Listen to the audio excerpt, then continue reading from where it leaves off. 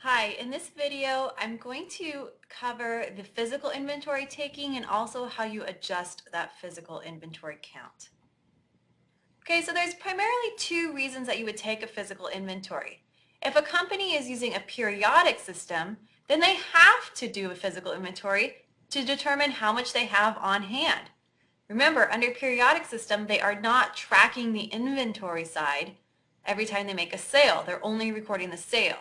So at the end of the period, they have to do a physical inventory count to determine how much they have. That physical count is then used to perform the calculation to find cost of goods sold. However, we still need to do it in a perpetual system as well. Even though a company is updating their records every time they make a sale, we still need to do a count at least at the end of the period to check for accuracy.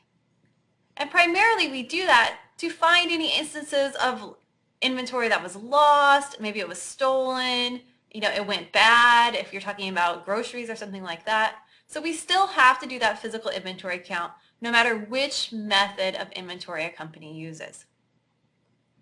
Now, when a company is doing their physical inventory, the first step that they do is actually physically walk around and count the inventory on hand.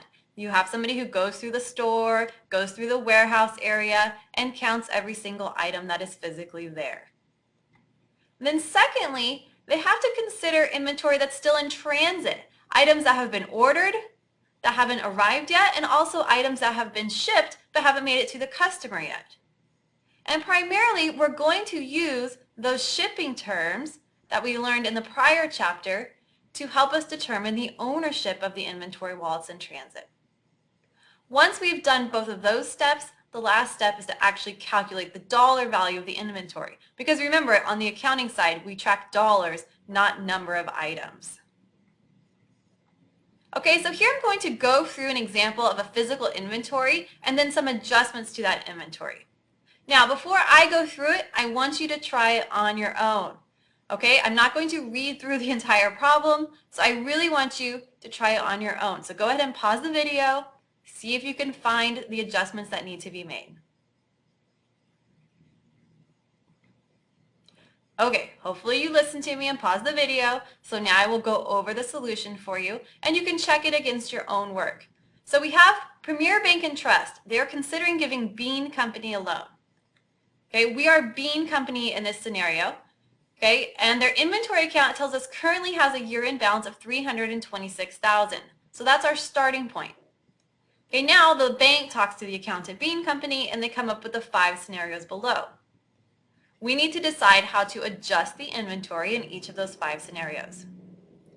Okay, so number 1, Bean received goods costing $49,000 on January 2nd that were shipped FOB destination on December 29th. Okay, remember we're doing this at year-end, so it's December 31 right now. They were supposed to have arrived by December 31. Okay, then it tells us the purchase was included in the inventory balance of $326,000. Okay, so the first thing you need to figure out is, what is Bean's role in this situation?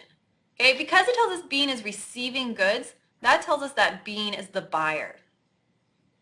Next, we need to look at our terms. The terms are FOB destination. If you remember, FOB destination means that the seller is paying for shipping. That also then tells us that the seller is the owner while the inventory items are in transit.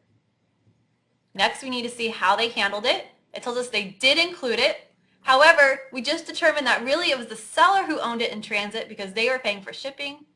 So then in our problem, we would need to deduct out that cost of $49,000 from their initial balance.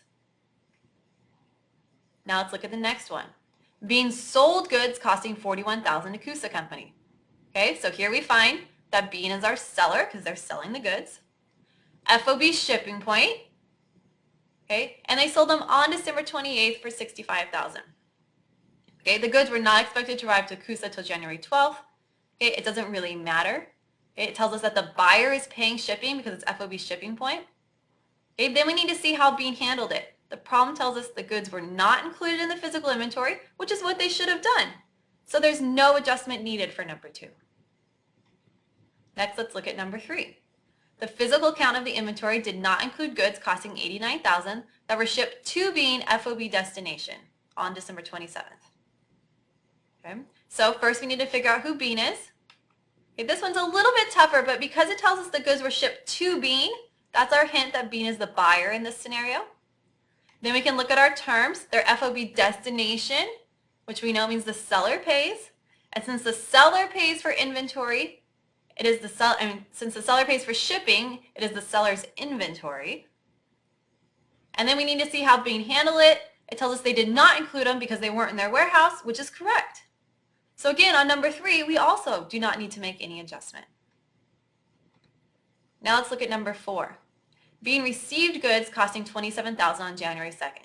So right here, we're establishing Bean is receiving the goods. That makes them the buyer. The goods were shipped FOB shipping point, and we know that the buyer pays, which means it's the buyer's inventory in transit. Okay, they were shipped on December 26th. The goods were not included in the physical count, but we know they should have been because they were the buyers while they were in transit. So we would need to add in the $27,000 cost of those goods. And lastly, for number 5, it says Bean sold for $55,000, goods costing $38,000 to Limerick. So at first we have established that they are the seller.